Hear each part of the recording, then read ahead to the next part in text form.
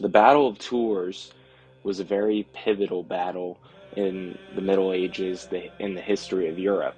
It was fought between a Christian Frankish army and a Muslim army from the Umayyad Caliphate. So, in the early 700s of CE, so 716 to 719 CE, the Muslims had reduced the kingdom of the Visigoths to just an area called Septimania south of the Pyrenees, and they conquered all of Septimania, and they were starting to cross over into the into Europe over the Pyrenees mountains. So Duke Odo of Aquitaine was able to scatter the overconfident, not competent, overconfident Umayyad forces, which caused the Umayyads to flee or be slaughtered. So this was a huge victory for the Europeans, the Christians, who would have been taken over had they not done this. So during the battle, the Umayyad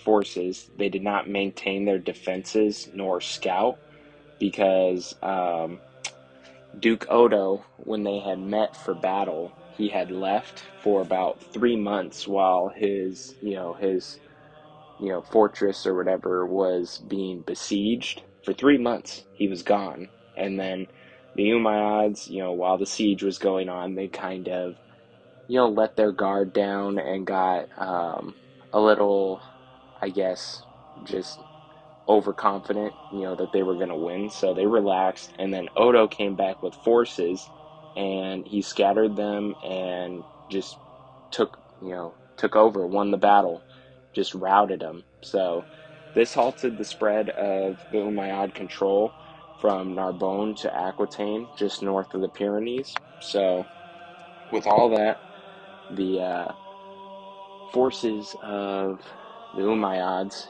were stopped. Now, fast forward a little bit, Abdul Rahman he raised another army when he became governor of Al-Andalus in 730. He had an army that was composed of soldiers from Syria, Yemen, and North Africa. So he met Duke Odo at Bordeaux, and Odo was soundly defeated. It was something of a slaughter, as a bishop who I couldn't find much on, named Isidorus Pacensis, commented that only God knows the amount of slain. So the Muslim cavalry devastated that portion of Gaul. Um, their histories are quoted as the faithful pierce through the mountains, tramples over rough and level ground, plunders as far into the country of the Franks, and smites all with the sword. So the Muslims completely destroyed them. So the Bordeaux army had no element of surprise, and they were mostly infantry, leading to their rout. So the cavalry pretty much destroyed them because it was just infantry and they had no element of surprise like they did previously. So now we're getting closer and closer. So this led to the Battle of Tours. So most historians agree the Battle of Tours happened where the rivers Claine and Vienne joined between Tours and Poitiers. So the Franks, led by Charles Martel, and the Arabs were led by Abdur Rahman. So Charles Martel was born in 688. He ended up becoming the de facto leader of France at the time of the Franks. He apparently had cavalry but lacked stirrups, so it wasn't anything like the Arab cavalry. He also, quick fact, was the grandfather of Charlemagne, the first Holy Roman Emperor. So Abdul al-Rahman al-Ghafiqi, he became governor of Al-Andalus in 730. He was born in the Hejaz region, which is now in the western part of Saudi Arabia. This region includes Mecca, Jeddah, and Medina, which are some of the, you know, biggest cities in Arabia, and Mecca is kind of like it's kind of like Jerusalem to the to Muslims. So Mecca is a very holy city for Muslims. So getting to the battle, so the Franks, lined up in a phalanx defensive formation against armored Arab cavalry.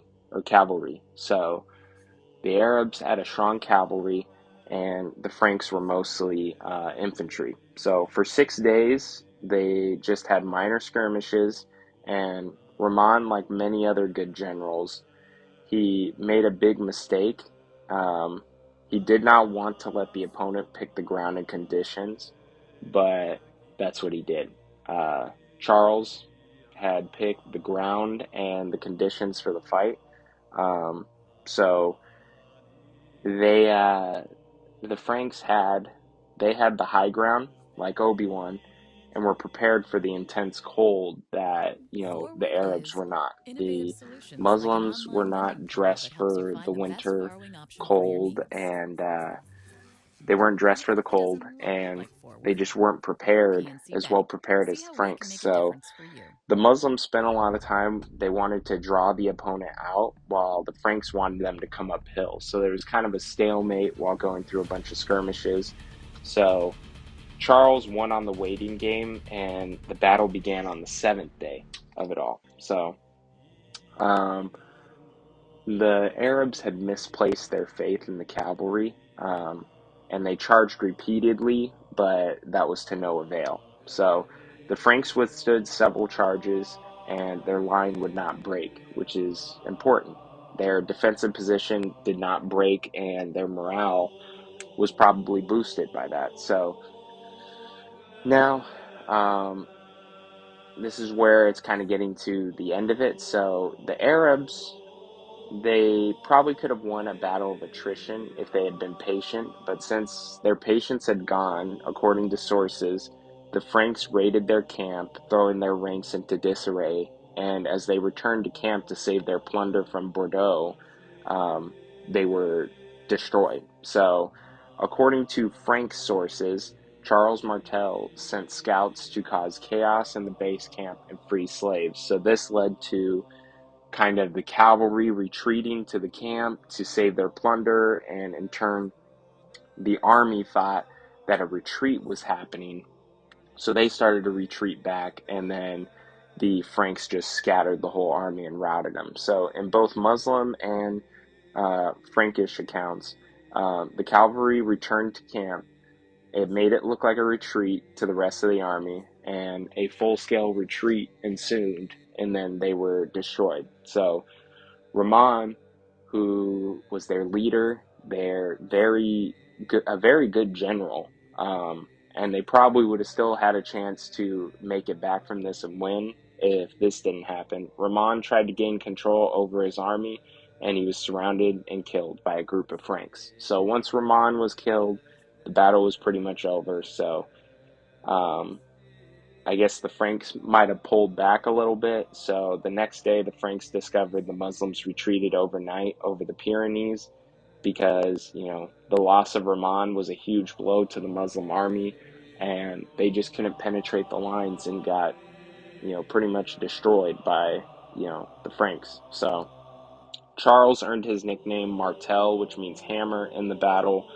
And previous to that, Duke Odo of Aquitaine had submitted to his authority, and Charles became just the leader of the Franks. And later down the road, from 736 to 737, it was about 4 to 5 years after the Battle of Tours, which happened in 732 AD.